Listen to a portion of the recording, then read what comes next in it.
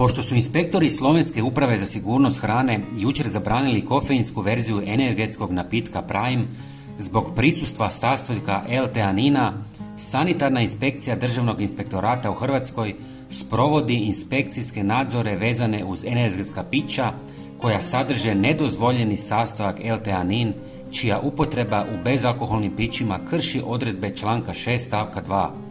Ako sanitarna inspekcija otkrije takav proizvod na tržištu, postupiti će sukladno članku 36 Zakona o hrani, donijeti mjeru zabrane stavljanja na tržište i narediti povlačenje iz tržišta.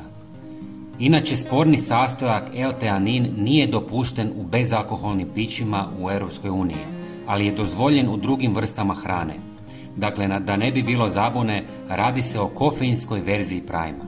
Podsjetimo što je Prime. Prime je nedavno lansirani brend sportskih energetskih napitaka koji su u siječnju 2022. godine predstavili poznati youtuberi Logan Paul i KSI.